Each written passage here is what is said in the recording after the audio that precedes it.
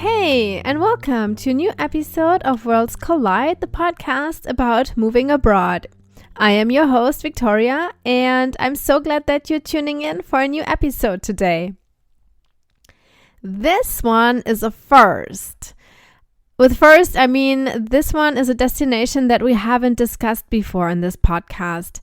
It is about moving to Nicaragua. And I mean, not necessarily as a retiree. I mean, you can do this, of course, as well. And even if you're a retiree, listen to this episode. But this episode is for everyone. It is also about buying a house or a property in Nicaragua or Central America. My guest is Mike, and he sells properties in Nicaragua, Belize, Honduras.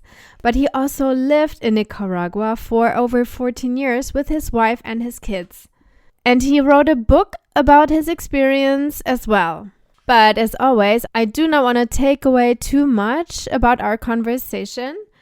But if you are considering Central America to be your new home, then this episode is for you, and listen closely. But of course, this episode is for everyone too who is interested in moving abroad.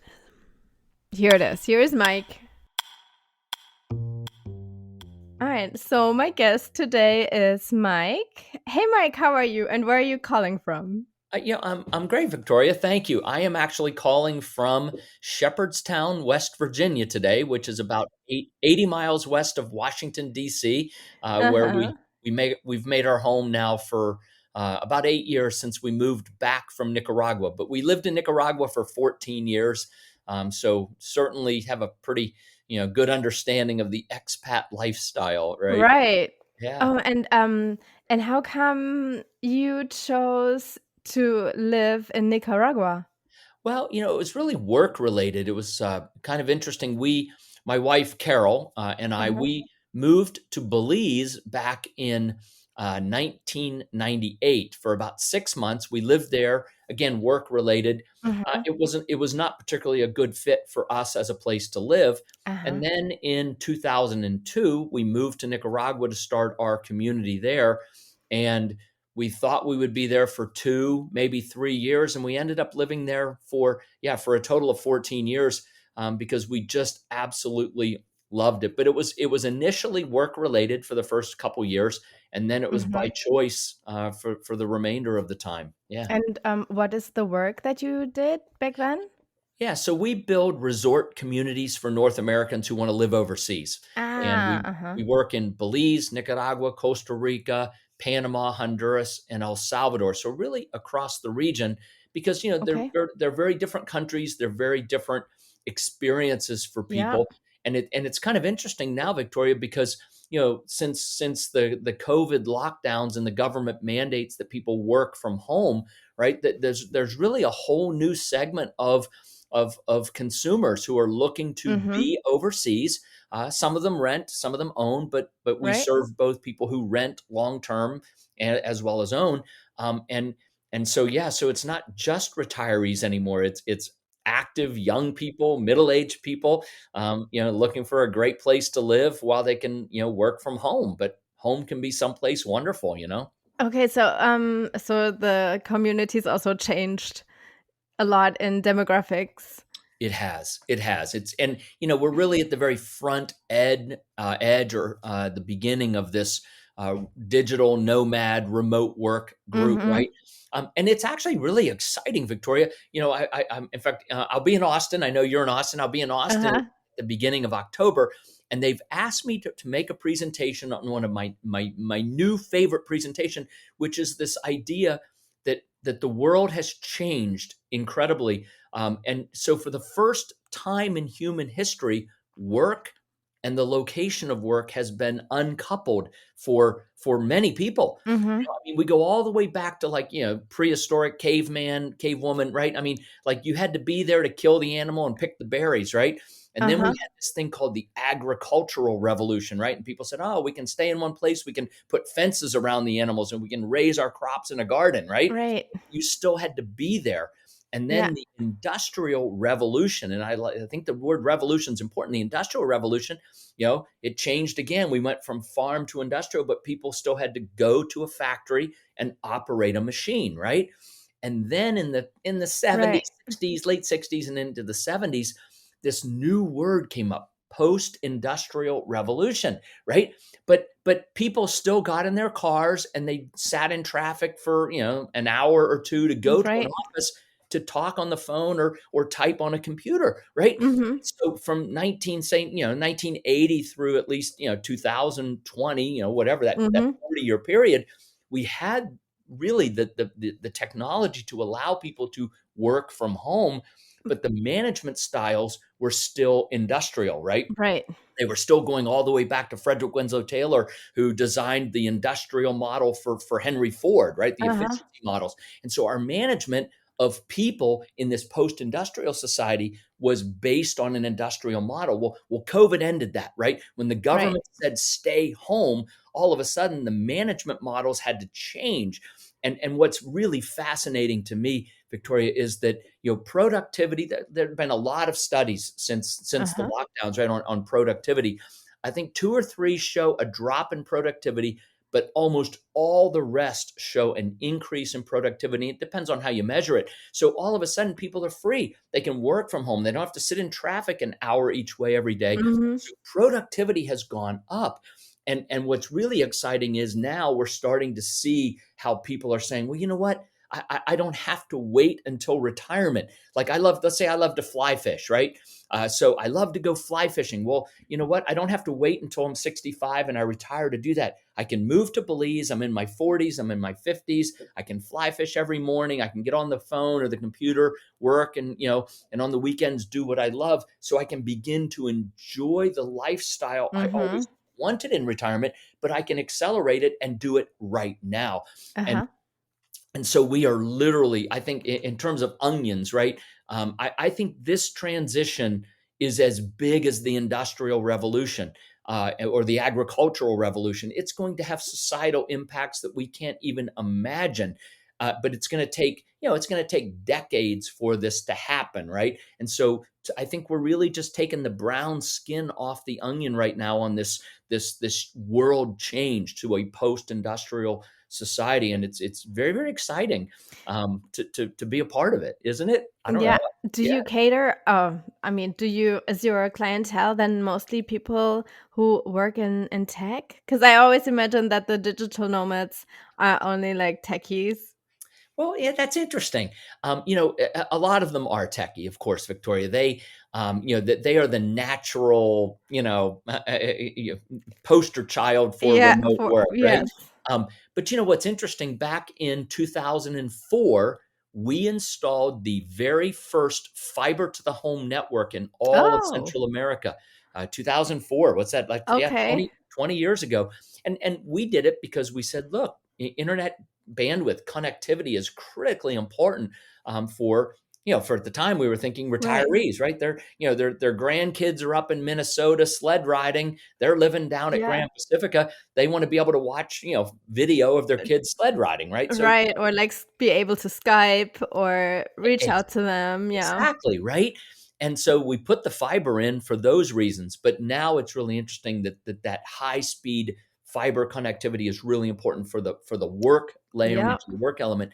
But here's what's interesting, Victoria. I don't think that it's really limited to tech anymore. So, for example, we have a woman who's a radiologist, a former Mhm. radiologist who does consulting for radiologists in the Uh-huh, United uh-huh. States and Canada now, right? So she can continue to do her profession, but she can do it via phone, internet. Right. And a lot of the work that has been done outsourced, right, overseas, can still be outsourced overseas, but now things like engineering services can be done as well, right? If you're an engineer, you could live anywhere outside the United States, for example, or Right. Canada, wherever, because you can still get the documents, you can work on them in CAD, you can send them back, right? And so sales jobs would be another one where many sales positions are now remote, right? You're not physically present to Right. engage in a sales activity. So I think there are many industries that are beginning to see the cost efficiency, right? From a business side, right? Mm-hmm. Oh my goodness, we can get some cost efficiency on these kinds of things. But if you're the person doing the work, it's obviously the lifestyle enhancements of being overseas that Mm-hmm. drive you to want to do that. So it works for the business, and I think it works for the employee as well. But tech was certainly the first obvious one, but Okay. now I think that the spider web is It's growing bigger. growing. Yeah, yeah. Yeah. Okay. I have another very cliche question for Okay. for the region. It's just because whatever you always hear on the news. And it's not my personal opinion, but do you were you like sometimes afraid from for the regions because of safety concerns? I'm trying to think of a good cliche answer to give Yeah. every day. Ah! Um, no, it's funny. So people. There's a funny saying. Don't confuse me with the facts, right? And Yeah. so in my book, by the way, I have a section. It's not a whole chapter, but Mhm. I have a section called the credibility scale, and it's really and I can't remember it exactly, but here's how generally how it goes. If somebody says, "Oh, aren't you worried about the crime?" Okay, Mm, so the first thing is, do they have a passport? That's the first question. Do they have a passport? If they don't have a passport, I would take on a scale of 1 to 10, I might give them a 0. okay, I don't yeah. care what you think. You don't have a Yeah. passport. Like, what do you know, right? Yeah, Okay. okay. Right? Okay. Second thing is they have a passport, but they've never traveled. They've never used it. Okay, Okay. at least they're thinking about it. So I might give them a 1 or a 2 on a scale of Uh-huh. 10, right? Then there's I have a passport. I've been on a cruise. Okay. Mm, Okay. Maybe you okay. get a 3 or a 4 on the credibility scale, Okay. right? They have a passport. They've been to the country I'm talking about, right? Mhm. Now I might give them a 6 or a 7, right? Or they have a passport and they've lived in the country that I'm Mhm. talking about. I might put them up at the 10, right? Okay. And so this idea of, how much credibility do you give to somebody's opinion, right? To Right. me, like that scale really is important. And what I've found, and I'm sure what you found too, Victoria, and talking to many expats, is that this notion of crime is so way overblown. If Yeah. all you do is look at the statistics, literally, just look at the statistics, right? Most Central American countries are far safer than many U.S. cities. Like, Mhm. right? Okay. Right, and that's just sort of, I would call it at the very broad general scale. But to drill down and make it a little more specific, because I think we can kind of gloss over it, kind of cliche level too. But really, when we drill down into the hard data, what we find, I'm going to use Chicago. I hope nobody, probably some Chicagoans listening, but anyway, Yeah. sorry to offend you if I do, but I'm going to do it Okay. anyway. So Chicago is a very dangerous city, right? But if you took 2 or 3 zip codes or some small number of zip codes out of Chicago, the statistics for the city of Chicago would change dramatically. And Right. Chicago wouldn't be this incredibly dangerous city anymore, right? So, and the same thing is true of a Central American country or an Asian country, right? You know, you take certain small zip codes or the equivalent of a zip code Right. Mhm. neighborhoods The out area, yeah. sticks, right? All of a sudden, like the numbers are silly safe, super safe. I mean, just like Okay. so safe you can't even like it doesn't even yes, crime wouldn't even like go into your mind, right? And so what that really means to me is that crime is local. Crime is Right. almost always extremely local, and it's also behavioral, right? Mhm. So, if you're out looking for drugs at 3 in the morning, and you've been at a bar for the last 6 hours, and you're mostly drunk, and now you want to go find some dope, right? You're probably going to a neighborhood that's not really safe, right? Particularly, you're drunk, right? So the likelihood of something bad happening to you goes way, way up, Uh-huh. right? So location and behavior are 2 very important factors in crime. I will say this, that lightning, sorry, Yeah. lightning didn't strike Yeah. anywhere as it did my house last Thursday. But, Yeah. I just turned 60, right? So in August, I just turned 60 in August. So for 59 full years of my house, lightning didn't hit it, right? But Uh-huh. okay, lightning just hit my house last week. So, Okay. but yeah, I'm just saying lightning can strike, but it's super rare, right? Super, Right. super rare. So, if we take the lightning strike out and we take behavior and location out, crime becomes very, very non-issue Mhm. for people living overseas, anywhere overseas, really. I mean, I'm sorry, there are probably war-torn areas that maybe crimes are it's not, it's very local, but it's very widespread, right? But out of that, I think, so the credibility factor, who's making the statement, location, behavior. You know what? And in 14 years of living in Nicaragua, Right. which people would go, Nicaragua, you're going to get killed, right? Right. Um, Yes. Actually, Nothing. I wrote this. I Yeah. wrote this as one of my questions. Like, what was the reaction back home when you decided to move there? You're going to get killed. Yes.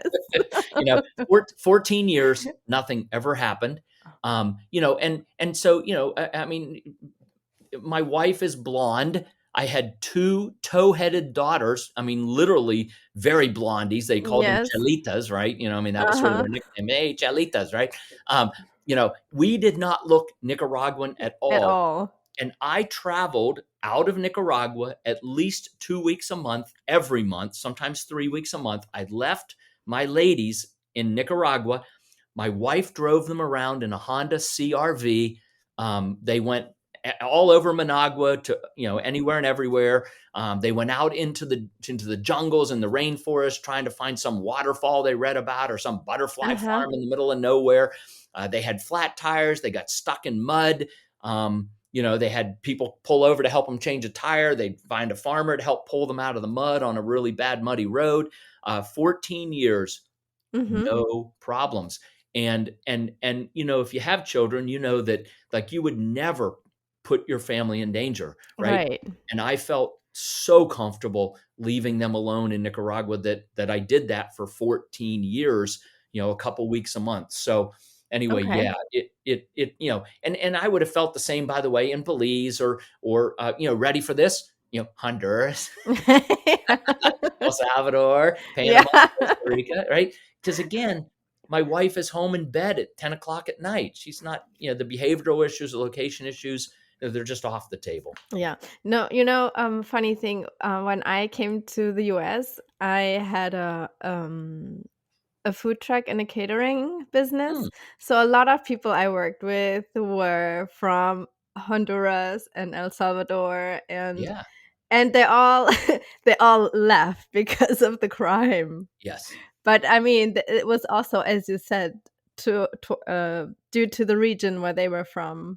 Yeah. Well, and Probably, and and it's true. El Salvador did have a very, very big, more general crime problem with the gangs until President Bukele was elected a couple years. Well, he was elected, I guess, maybe 3 years ago, 4 years ago. But he did Mhm. a massive crackdown on crime and gangs, and the crime rate in El Salvador has plummeted in the Oh, last okay. year. So I think that's certainly something that is important. Honduras, again, different areas of the country. There are certain cities, certain areas in cities that are more dangerous than others. But right, I think a lot of times people do flee those situations wisely and prudently if they can, right? Mhm. And come to the U.S. and work with folks like you, and then send money home to their families, Yeah, they right? do, 'Cause- yeah.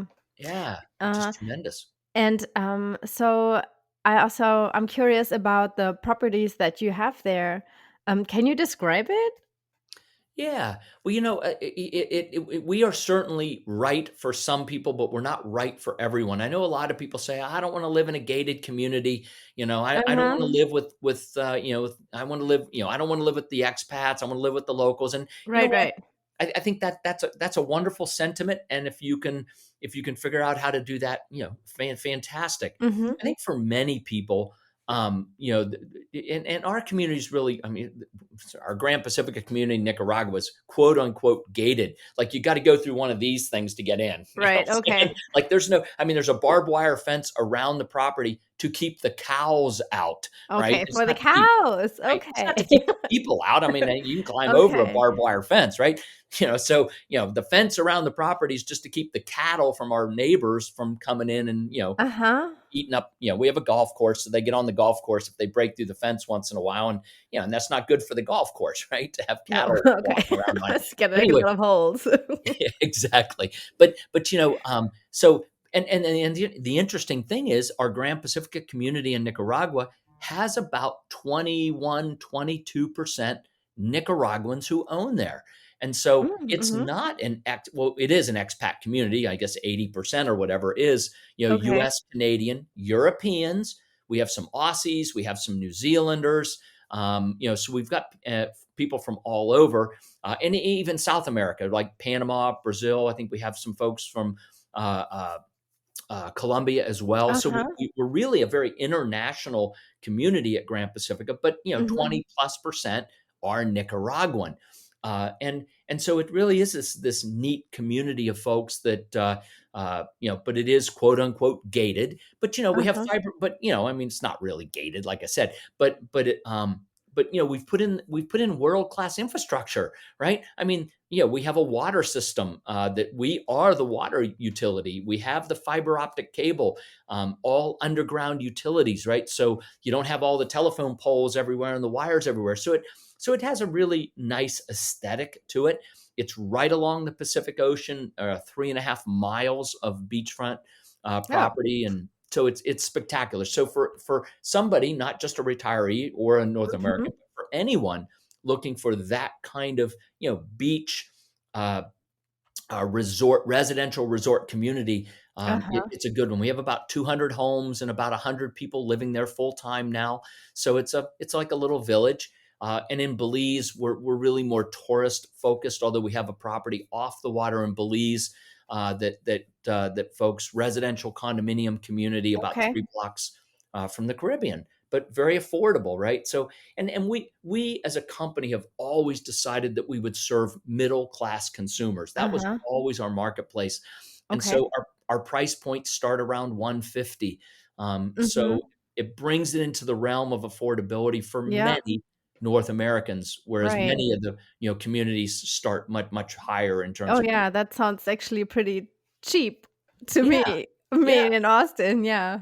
Right, right. So yeah, for 150, you can live in Belize or Nicaragua in a nice condo in Belize, or a nice home in Nicaragua. And obviously, direct oceanfront things are more expensive, but you're close to the ocean in both cases, and you're in a wonderful community. And did you also provide for the infrastructure for like supermarkets and schools? Yeah. So in Belize, we're right in San Pedro, which is a town on Ambergris Key. Uh-huh. Everything's already there: supermarkets, hardware, schools, everything, restaurants, Right. bars. It's we're right in town, so all of Uh-huh. that's there. At Grand Pacifica, it was a greenfield site. We bought a cattle. I mean, it's incredible. A 2,500-acre cattle farm on the Pacific Ocean. Right? Okay. Don't think those exist for anywhere anymore. Okay. Anyway, but we bought it back in 2000. And so we put in all of the urban infrastructure, the water Uh-huh. systems, electricity, and Right. communication. And recently, one of our residents started a small little supermarket right Right. outside of Grand Pacifica, which is great. We have farmers markets who come to Grand Ah, Pacifica uh-huh. we have two different farmers markets. A bunch of our residents have now started their own community garden. This year will be the first year it's in production. That sounds nice. Yeah. We as the developer, we planted hundreds of probably thousands, but certainly hundreds of different kinds of mangoes, papayas, all kinds of fruit trees, oranges, Uh-huh. lemons, limes, things like that. And those are available for any resident to pick from. Right? It's common area. Right. Uh-huh. So we've really tried to create this food sustainability, and now with what some of the residents are doing with the more gardening, the Mhm. vegetables, let's call it the vegetables. Mhm. And then we have a guy that runs cattle on the property. We're producing about 50 gallons of honey a year now on the Oh, property. Yeah. you got So nice honeybees. yeah. Yeah. Yeah, right. So this idea of food sustainability is really important, because it's important, right, to have food sustainability, but it's also something that I think people really enjoy, especially Yeah. community garden. If you're there, you can get outside, you can, get your hands dirty, so to speak, and Right. and Right. Right.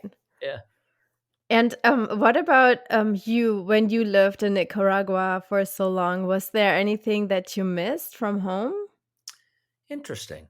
Um, yeah, early on, we could not get fresh berries. Um, Oh, okay. so That's like a new thing. I you haven't know, heard that before. Yeah, no, right? We could get frozen berries, but we couldn't get Uh-huh. fresh berries. So every time we were back in the States, and that was, 3, 4 times a year, literally we would, fly in. We'd either, have our own car, or we'd rent out, like my in-laws always lend us a car, right? And so, or come to pick us up, we would stop on the way home from the airport, going to their house, at a grocery store, and buy just berries, like lots of berries. And we'd eat Yeah. them. But now you can actually get a lot of fresh berries in Nicaragua. They grow them there: strawberries, raspberries, and blackberries, certainly. So, over time, the availability of things like that. Right. The answer, that was kind of a silly answer, but no, I think when we lived there, we really didn't miss anything, Mm-hmm. honestly. I mean, again, a few things like that early on, but we moved there in 2002, and I would say that by 2010, you could get anything that we wanted, Anything. we had. Well, so we started a gourmet club. Um, Oh, uh-huh. yeah, but because we didn't have Greek food, and I still don't think there's Greek food, so we missed Right. Greek food. So there was Greek. There was Back then there was no Thai food. I'm trying to think, there might have been, maybe Middle Eastern. I think there was no Middle Eastern Right. food, right? Uh-huh. And so we started this gourmet club where, six, 10 couples, we'd all get together once a month, and we'd just do a theme, right? Um, That's so cool. That's a great it was, idea. right? So Yeah. you build community, right? You friend community, and by the way, then it got out of hand. Like all of a sudden, people wanted to come, and it got bigger and bigger, and there were like 30 couples, and we couldn't do it anymore, like in the people's houses, right? Because Right, right. too big. And then we just gave up on it. We're like, we Right. anyway. Okay, it's Which too big. so Yeah. so but it was kind of a good problem to have, but we never Mhm. really solved the problem. Yeah. Anyway, but it was a lot of fun. It was That definitely a lot sounds of fun. great. I mean, I Yeah. would love to join another another 61st person or something. Yeah, exactly. And did you speak Spanish before you moved there? Great question. The answer is no, I did not. Mm, My wife did not, and my little 2-year-old, our oldest, was 2 when we moved there. None of us okay. spoke Spanish, so we went, and just because I had to go for work, it didn't, like for me, it was like, you got to go. So okay, boom, we're there. Um, Right. yeah, Amanda, our youngest, we dropped her into a preschool. A couple weeks later, she's speaking Spanish. My Right. wife and I I took, mean I mean yeah, kids there are so quick. right, boom, they're just speaking Yeah. Spanish, right? Yeah.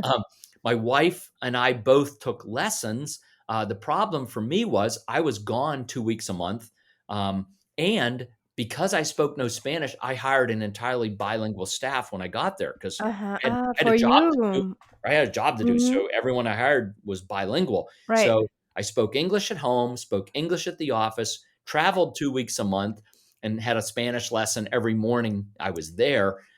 My Spanish never got very good. My wife, phenomenal. My daughters, totally bilingual, bicultural. Yeah. And then we actually put them, Victoria, we actually put them into a German school. Oh, you um, did?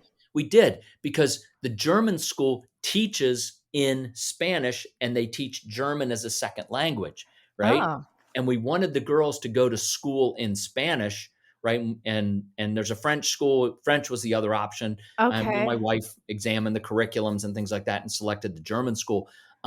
But yeah. So the girls actually went to school in Spanish and learned German as sort of a bonus language, English at Right, home. but that is awesome. So they got three languages. Yes, they That's do. pretty cool. It is. Yeah, it is. And, sometimes people again, people sometimes say, well, what's the benefit of, being an expat? Right. And I think a lot of times we talk about the easy things, cost of living, quality of life. Right. Mm-hmm.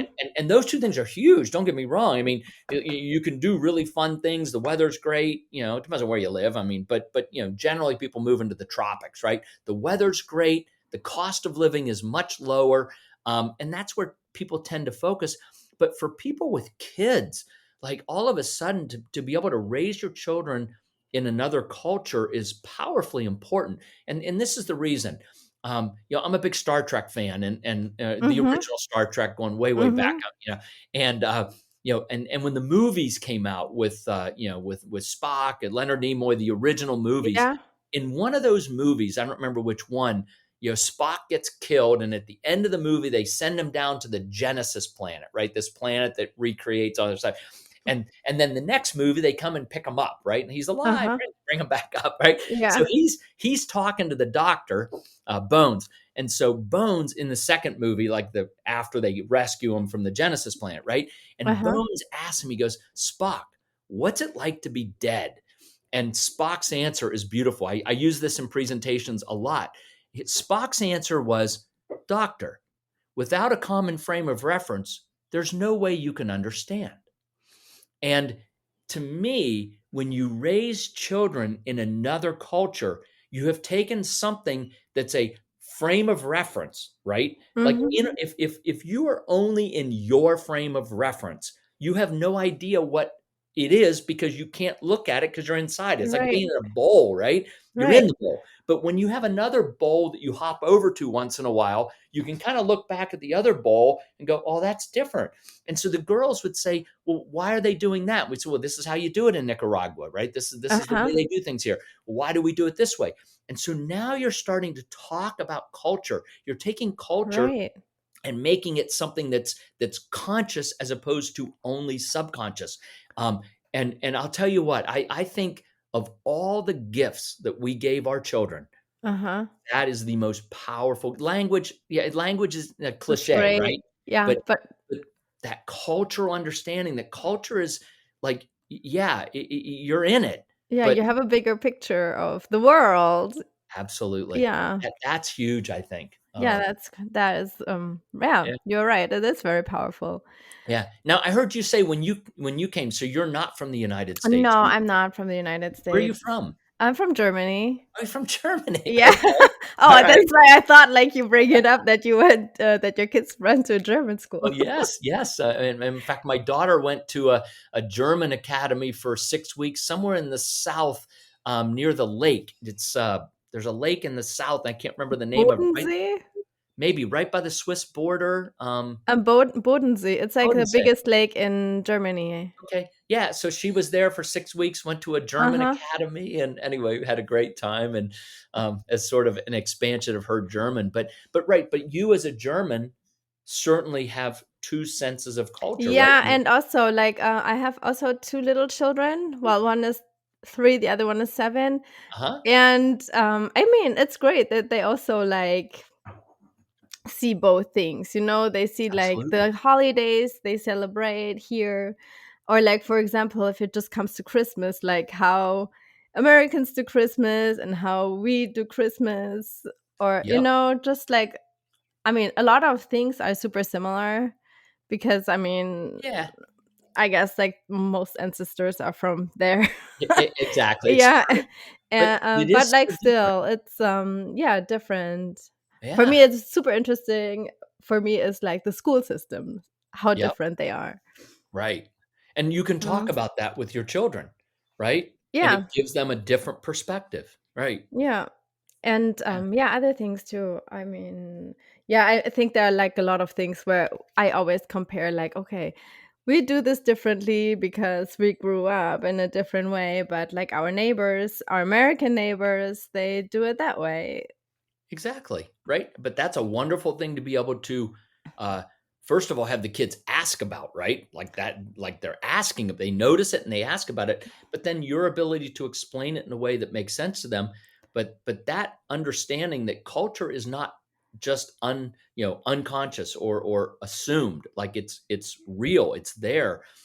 That's powerful. Yeah, And you're also like make it normal for them that there are more cultures out there, that not right. everybody is following the same rules. Exactly. Yeah. Yeah. Yeah. And did you ever get used to the humidity in in No. Central America? No.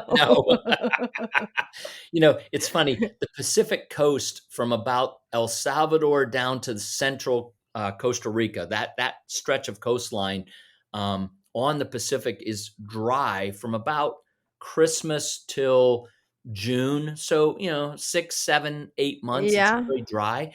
And actually I loved that. Yes. But it's kind of starting in June, July through, the end of November, it's humid and I do not like the humidity. No.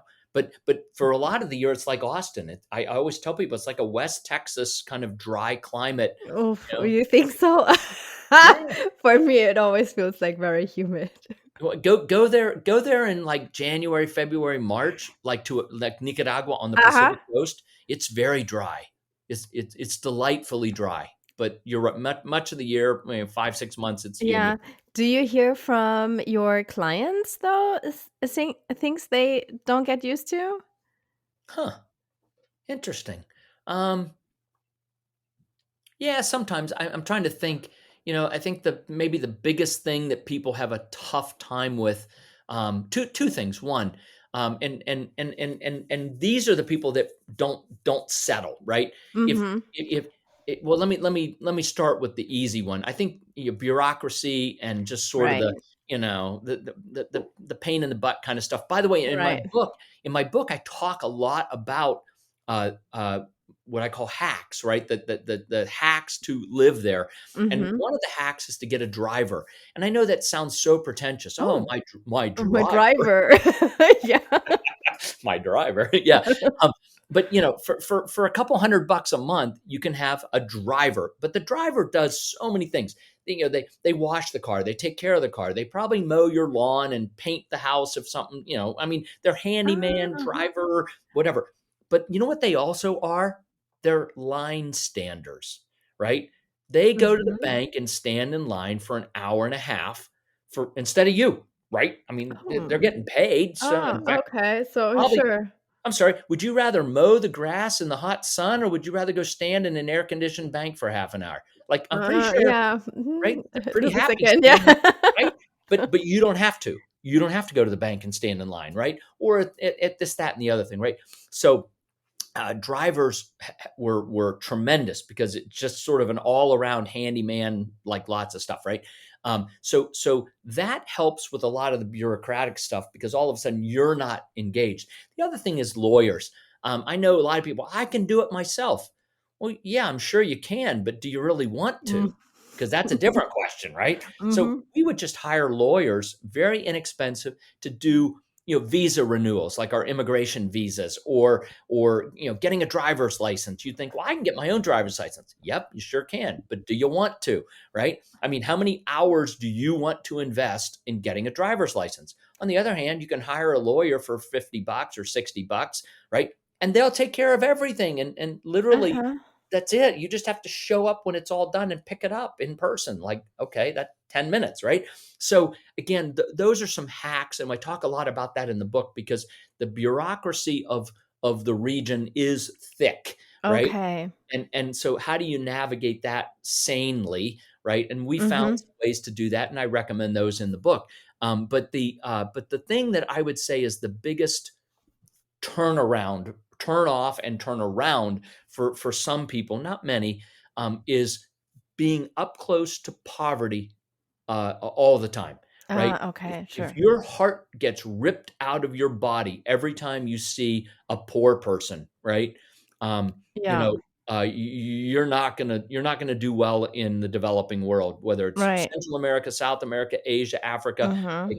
like and so, on the other hand, if you see your presence in the country as being positive, just even just look, almost every expat living in a developing world is contributing, let's call it contributing to the local economy at a Right. 5 to 10 times greater rate than any local is, Mm-hmm. right? So by spending money, you're going to the grocery store, gas Right. station, you're hiring a handyman driver, you're Right. hiring a Right. maid, right? So you are contributing to the economy at 5+ times what any Right. local is, which is huge, right? That's a big impact to the Mm-hmm. economy, right? But also, again talk a lot about this in the book. Like, join Rotary or Lions or Kiwanis or a faith-based organization immediately, because two things: one, up front, it'll be community. You'll meet new people. Yeah. You'll meet locals. You'll meet local business people, local professionals, right? Who will become your peer group, right? Which is really important to build a network of people, doctors, lawyers, accountants. I mean, you might need their services, you might not, but Mm-hmm. they're certainly people you can be friends with, right? I Right. mean, and circulate, and they're all local, or not all, but mostly local. Some few expats in those clubs, but generally local, right? So you're building this local network of peers and folks that's wonderful. But then you're also making a huge difference, because each of those organizations does wonderful things in the country to really help those who are less fortunate. And I like the institutional response better than the, hey, here's a poor kid, give him a buck, right? Because generally, if you give the poor kid a buck on the street, there's some big bully around the corner that collects the dollars from the 10 kids who are out on 10 different corners, right? I mean, Mm-hmm. the bully's getting 10 bucks, and the poor kid's probably just getting a punch upside the head if he Right. doesn't bring enough to him every day, right? Right. So, like, I would never pay anybody on the street anything. But we joined Rotary. We support a lot of the faith-based organizations, and I would encourage folks to do that too. But if seeing that poor kid on the street corner rips your heart out every time you see it, the Yeah. developing world is probably not a No. place you should consider. Yeah. Mm-hmm. So, and I also wanted to ask you about your book because you brought it up now a couple of times. So, Mm. what is it called and what is it about? Yeah, sure. And I wish I had a copy of it here, but I'm not in my office. I'm at my friend's house. Thank you, Kyle. You're a good man, Kyle. You can send me a link to it and then I will Oh, like post it. Oh, thank you. Yeah. So the book is How to Buy Your Home Overseas and Get It Right the First Time. It's on Amazon. The Kindle version's $3. The hard Mhm. copy is $20. And but for it's an incredible resource. It's really a synthesis of 31 years of making mistakes in the region. Yeah. you, Well, you this is how you learn. It is, right? And so, right. So making tons of mistakes and then figuring out what we did wrong, and then providing some ideas of ways that people can get it right the first time, right? Don't make the Mhm. same mistakes I made. But truly, Victoria, I think the biggest piece of the book is this. It's how do we as North Americans or Europeans, right? I think Europeans have the same issue, right? We're going from the developed world to the undeveloped Right. world. We're going from the land of seller beware, right? Every Mhm. European and US Canadian, I mean, they have so many laws out there that protect the consumer from the seller, right? Like lemon Yeah, yeah, laws yeah. and consumer Right. protection agencies and all that kind of stuff, right? So you're moving from seller beware to buyer beware, where those laws Uh-huh. don't exist.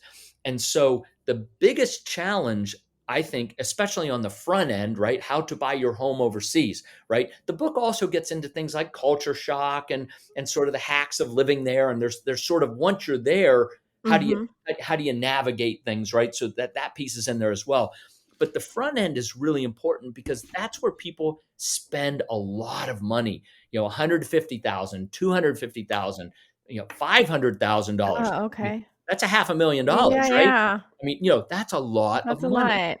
And so you want to get it right the first time. And this book really helps us move from a world where everyone's looking out for us to a world where nobody's looking out for us. Mhm. And we have to look out for ourselves. And the challenge to many, North Americans and Europeans is simply that we don't know how to do that. We don't. Right. We've lost the ability to do that because for generations, right? 3, 4 generations, we've had these government and Right. other institutions doing that job for us. There's a law for everything. There's a law for everything, right? So we're in this bubble, and when we go overseas to the developing world, there is no bubble. And so the main focus, I would say, of the first third, maybe half of the book is how do we change how we think? How Mm-hmm. do we change how we think and act in a world where we are not protected, but we have to protect ourselves? And that's truly the value of the book. And Victoria, for anyone who's listening to this, $3. If and by the way, if somebody buys the book for $3 and says this is a piece of crap, it was a waste of money, all they have to do is email me, and I will send them $3. Okay, Okay. full Okay. money back guarantee on the book. I mean, Okay. but if you're thinking about going overseas to the developing world, Uh-huh. um, this book is a must. But I also think it's important if you're US and you're going to Europe, if you're Europe and you're going to the US, because you're going outside your home turf. Like even going from Europe to North America and vice versa, the laws are different, and so the book would be very helpful to people, moving, even developed world to developed world. And then, things like culture shock and things like that, are Right. relevant. So anyway, yeah, Right. And talking about culture shock, do you remember going back what the biggest culture shock was for you? coming back to the US. Yeah, for example, coming back to the US. Wow, it's interesting.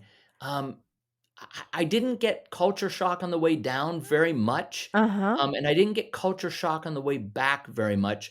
I would say coming home traffic was the big culture shock. Okay. In Nicaragua, there's not a lot of traffic. In Managua, there's some, but other than that, there's almost no traffic. Um, so traffic would have probably been the thing that kind of like, ugh, got Right. coming back. Um, and going down, I talk about this, yeah, and there's a whole section in the book. Culture. The big things I think we anticipate, we get our arms around and we deal with. Right. Mhm. It's the ankle biters that really, really sort of get you. And it's just this low level grind. One of the things that drove my wife crazy, it didn't drive me crazy, but it drove my wife crazy, were parking attendants. Everywhere you go, there's somebody who's gonna, the whistle, and they got their their vest on, and they're Yeah. flagging you, waving you in, right? And what they really want is 50 cents for watching Right. your Yes. car, while you're in the store or Yes. restaurant or whatever, right? They've never driven a car. Victoria, they've never driven a car. Like, so they're trying to tell you how to park. Park, but they don't know how to drive. They don't know how to do it. It would drive my wife crazy, whistling and waving, and my wife would just be like, "I know how to park." Well, yeah, I know. Yeah, I guess it's like, okay, here's some money. I mean, Right, right, yeah, and watch the car. You give them the little tip. It's it's fine, right? fine. It's Yeah, fine. For yeah, me, a culture shock for buying a house, because we also bought a house here, yeah, was the perspective. I think, like, in Germany, you're buying a house, and the plan then is to be there for the rest of your life. yeah, right, Versus here in the US, it's like, no, you just buy a house, and then whatever, in 5 years you buy another house, right, and it's way easier to just sell it. And exactly. like where I was from, it's like, oh, so you're gonna be there forever, right? and and I was like, no, I guess we adapted to the more American way. It's more like an Yeah. investment kind of thing. Right, right. It's a temporary investment. Right, Right. exactly. Could be longer term. I mean, 5 to 10 Right. years, but still, it's not your whole life. Right. Right. Yeah, yeah, yeah. So, Interesting. yeah, so I think like the home buying part is a big cultural difference for me at least. See, and that's a good one to understand, right? I mean, and I think, again, the fact that you experienced that lets you, share that information with others and help them make that adjustment. Because going to Europe as a North American, it would be the exact opposite. Yeah, it's like, what do you Yeah, mean I cannot sell this house again? I mean, you can, but right. Exactly. All right, I guess we're coming to an end. But that was a lot of fun. Thank you was, for all the Viktoria. insight about Thank you. Central America. Yeah, well, really, it was nice to chat with you. It was a great conversation. Yeah, I, I thought I so will too. send over the link for the Yes, book. please do So, so. and I hope that you will come down and visit us one of these days. Bring the kids down and have a grand time in Nicaragua, Belize, somewhere down there.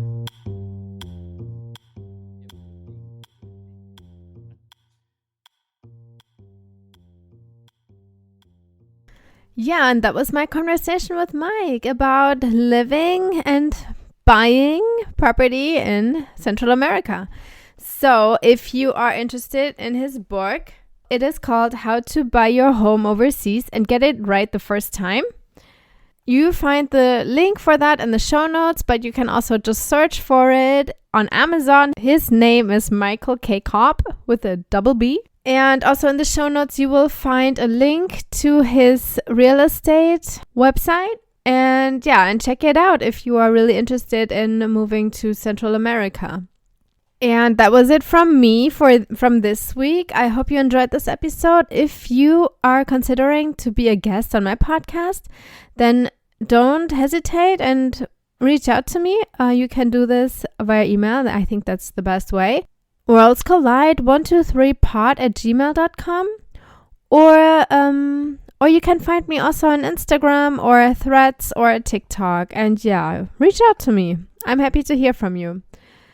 Okay, if you enjoy this podcast, then you can also leave me a 5-star review wherever you listen to this podcast. I would love that.